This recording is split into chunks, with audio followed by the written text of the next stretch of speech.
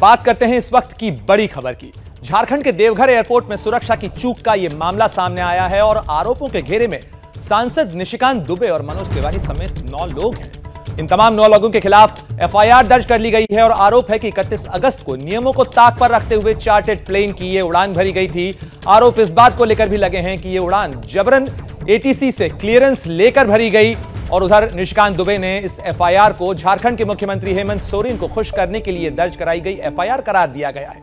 मामला राजनीति से जुड़ा हुआ है और ऐसे में सियासी घमासान भी तेज है। इस खबर पर ज्यादा जानकारी के लिए खुद निशिकांत दुबे भी हमारे साथ जुड़ गए हैं और साथ ही हमारे सहयोगी नीरज पांडे मौजूद हैं। नीरज, जिस तरीके से ये आरोप लग रहे हैं, निशिकांत जी का क्या कहना है? मैं खुद ही उनसे जानते हैं। प्रणय, हमारे साथ खुद निशिकांत दुबे जी है। निशिकांत जी, आपके खिलाफ एफआईआर दर्ज की गई है और देवघर के डीसी ने कहा है कि आप लोगों ने जो डीजीसीए के नियम हैं, एटीसी पर दबाव बनाकर क्लियरेंस कराई थी। आप लोगों ने नियमों का उल्लंघन किया। तो ये फैसला तो एयरपोर्ट अथॉरिटी करेगी ना, जो मालिक है। डीजीसीए करेगी, क्योंकि डीजीसीए किसी से कंट्रोल तो है नहीं, एक इंडिपेंडेंट बॉडी है। एटीसी का काडर अलग है। आपको पता है इस एफआईआर में एयरपोर्ट अथॉरिटी का जो डायरेक्टर है, जो उस एयरपोर्ट का मालिक है, जिसको कि इंचार्ज बनाया है भारत सरकार ने, एयरपोर्ट अथॉरिटी चलाती है इस एयरपोर्ट को, उसके ऊपर भी एफआईआर है। उसको बाध्य किया डीसी देवघर ने कि मेरे खिलाफ एफआईआर करे। उसने कहा कि जब किसी नियम कानून का वायलेशन नहीं हुआ, सीसीटीवी फुटेज यदि निकलने की बात होगी तो आज नहीं कल निकलेगी, कोर्ट में जाएगी। एयरपोर्ट डायरेक्टर और डीसी के ऊपर काफी गाली गलौज हुआ है। क्योंकि किसने दिया? एयरपोर्ट डायरेक्टर और डीसी में लड़ाई हुई और डीसी जो है बार बार उसको इंसिस्ट कर रहा है कि निशिकांत दुबे के खिलाफ जो एफआईआर करो, मनोज तिवारी जी के खिलाफ एफआईआर करो। उसने कहा कि जब कोई रूल का वायलेशन ही नहीं हुआ तो हम एफआईआर क्यों करेंगे। उसके खिलाफ भी एफआईआर हुआ। आपने कभी देखा है, मैं इस घर में रह रहा हूं और आप मेरे ऊपर क्रिमिनल ट्रेसपास का केस कर दीजिए कि इस घर में मैं इलीगल रह रहा हूं। यह हुआ है देवघर में। कहीं राजनीतिक मामला तो नहीं है? क्योंकि लगातार पिछले काफी दिनों से आप मुखर रहे हैं, राज्य सरकार को घेरते रहे हैं। आपको मैं 2-3 उदाहरण केवल दे रहा हूं। ये भारत निर्वाचन आयोग का ये लेटर है। मेरे ऊपर इस देवघर डीसी ने मधुपुर चुनाव होने के बाद 8 एफआईआर किए और इलेक्शन कमीशन ने 6 दिसंबर को 2021 को झारखंड सरकार को कहा कि ये फ्रॉड है, ये गलत है, ये घटिया आदमी है, इसको रिमूव कीजिए, इमीडिएट रिमूव करिए। इलेक्शन कमीशन का आदेश है। मेरे ऊपर 8 एफआईआर के बाद, इसके बाद ये स्थिति है। दूसरा मैं बताऊं कि जिस नाइट लैंडिंग की बात आप कर रहे हैं, अभी मैं वही देख रहा था, मैं आपको दिखा रहा हूं कि मैं इसके खिलाफ खुद ही नाइट लैंडिंग फैसिलिटी के लिए हाई कोर्ट में हूं। ये हाई कोर्ट का ये हलफनामा है। मैं पीआईएल में हूं और ये पीआईएल का जो है, ये डीसी पेड़ नहीं काट रहा है, डीसी मकान नहीं गिरा रहा है, इस कारण से नाइट लैंडिंग फैसिलिटी नहीं हो रही है। ये हलफनामा दाखिल किया उसने। 15 सितंबर को उसका केस है, जिस नाइट लैंडिंग फैसिलिटी की बात करता है। इसके बाद भी आपको लगता है कि इस तरह का सिस्टम चलना चाहिए? कैसा सिस्टम हो गया? न प्रोटोकॉल देखता है, न सिस्टम देखता है। एयरपोर्ट अथॉरिटी के ऊपर केस कर दिया, न एटीसी केस कर रही है, न डीजीसीए केस कर रही है। और यदि मैंने कोई उल्लंघन किया होता तो एटीसी जो है सबसे पहले, या डीजीसीए उस पायलट का लाइसेंस कैंसिल करती ना। आज तक इतिहास में तो यही हुआ है ना। क्या किसी को छोड़ा है डीजीसीए ने? तो सीधे मामला डीजीसीए का बनता है, लेकिन डीसी बीच में आ गए। मैंने आपको दिखा दिया कि किस लिए आ गए। 15 सितंबर को इसी कंटेम्प्ट ऑफ कोर्ट में कि नाइट लैंडिंग फैसिलिटी का अक्टूबर डेडलाइन तय किया है हाई कोर्ट ने, और वो चूंकि अपने चीजों को कामयाब नहीं करना चाहता, मतलब देवघर एयरपोर्ट कैसे फेल हो, उस मिशन में लगा हुआ है। ये उसी का हलफनामा है।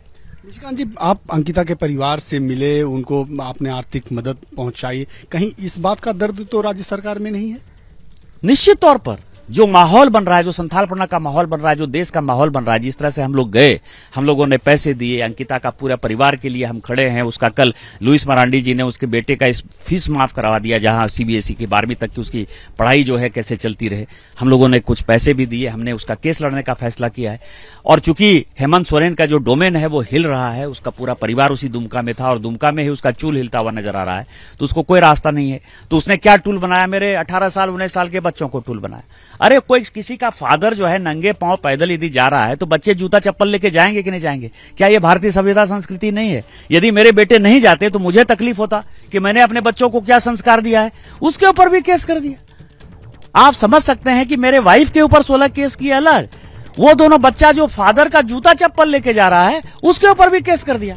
और पूरे देश का जो सो कॉल्ड सोशल मीडिया में कई एक जो अपने आप को इन्फ्लुएंसर कहते हैं वो कह रहे हैं बच्चे को तफरी करा रहे थे।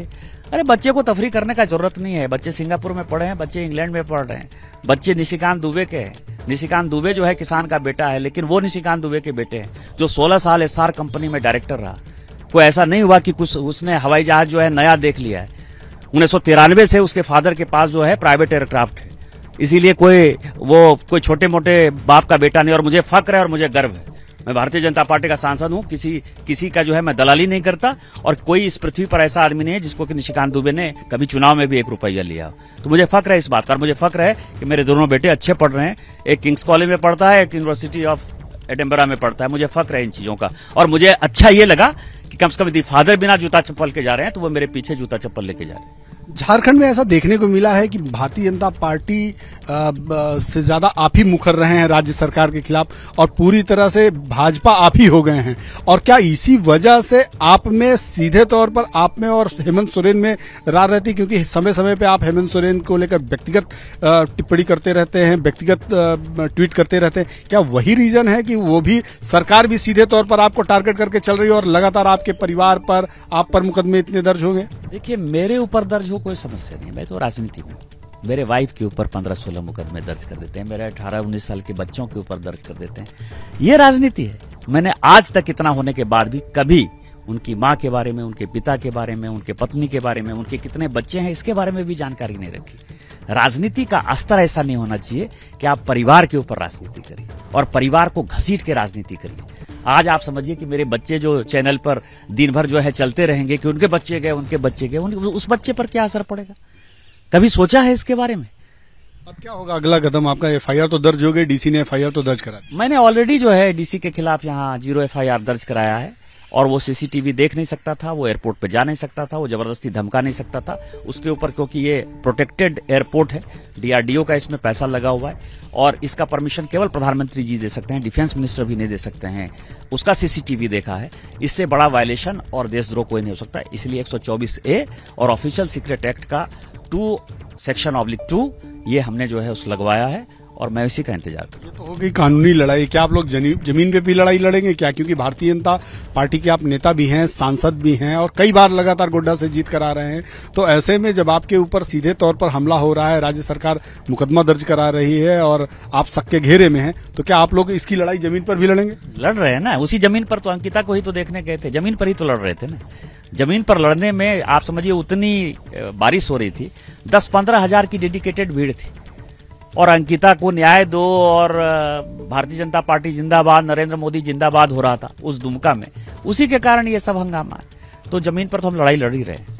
हेमंत सोरेन की जो सदस्यता है उस पर भी लगातार ग्रहण लगा हुआ है। अभी तक खैर फैसला नहीं हुआ है आधिकारिक रूप में, लेकिन उसको लेकर भी कहीं ना कहीं आपको लेकर टीस है, क्योंकि आपने पिछले काफी दिनों में न सिर्फ इस मामले को टेकअप किया, न सिर्फ इस मामले को इलेक्शन कमीशन के सामने पेश किया, बल्कि लगातार आप मुखरता के साथ मीडिया के सामने भी आकर बोलते रहे। निश्चित तौर पर टीस तो सब चीज है। मेरा एमएलए है, चाहकर भी किसी चीज का क्रेडिट नहीं ले पा रहा है तो स्वाभाविक है कि उसको टीस होगी, लेकिन टीस से कुछ नहीं होता है। राजनीतिक लड़ाई है, हम अच्छे से लड़ेंगे। अगर निशिकांत जी आपको जेल जाना पड़ा था, भैया अगर अरेस्ट कर ली तब देवघर से जेल जाने से कौन डरता है? जेल जाने से मेरे ऊपर 37 केस है और मुझे फक्र है कि 37 केस इस 2 साल में हेमंत सोरेन ने किए और सारे केस क्वैश हुए हैं हाई कोर्ट में। ये केस एक दिन नहीं ठहरेगा। आज ही मैं बताऊं, आज या कल एयरपोर्ट अथॉरिटी को खुद एफआईआर करना पड़ेगा, डीसी के ऊपर करना पड़ेगा, डीसी पे। हाँ, क्योंकि जो कुछ भी हुआ है वो ऑथराइज्ड हुआ है। मतलब उनका कहीं ये आधिकारिक क्षेत्र ही नहीं। उन्होंने उस डोमेन में जो है उन्होंने और झारखंड पुलिस ने उस डोमेन में घुसकर जो है इस देश के साथ बहुत बड़ा धोखा किया है और देशद्रोह किया है। मैंने कहा ना कि सीसीटीवी कोई देख ही नहीं सकता। यदि एफआईआर भी हो जाएगा और पुलिस को सीसीटीवी चाहिए इसी डायल मायल एयरपोर्ट से, तो उसके लिए भी उसको परमिशन की आवश्यकता है, कमेटी बनती है। डीसी फिर ये बात क्यों कह रहे हैं बार बार कि आप लोगों ने वायलेट किया, आप लोगों ने एटीसी पर दबाव बना के क्लियरेंस ली, डीजीसीए पर भी आप लोगों ने दबाव बनाया, ये फिर क्यों ये सब बातें हो रही हैं? वो तो कहता है इलेक्शन कमीशन पर भी दबाव बना दिया, सुप्रीम कोर्ट पर भी दबाव बना देते हैं, हाई कोर्ट पे डीसी है, पागल है। प्रणय निशिकांत दुबे थे, ये लगातार बातें कर रहे थे और कह रहे हैं कि उनका ये कार्य क्षेत्र या अधिकार क्षेत्र ही नहीं बनता कि वो FIR करें। जैसे ही घड़ी का काटा दोपहर 2:30 पे आए, बबीता जी का दिल सास बहू साजिश के लिए मचल जाए। और ये है इनकी बहू, पूरे दिन ऑफिस की टेंशन हो जाए गॉन जब ये करें अपना फेवरेट शो फ्री टाइम पे ऑन। इनकी तरह आप भी देखिए अपना फेवरेट शो अपने टाइम पर और डाउनलोड कीजिए ABP लाइव ऐप अपने स्मार्ट टीवी पर।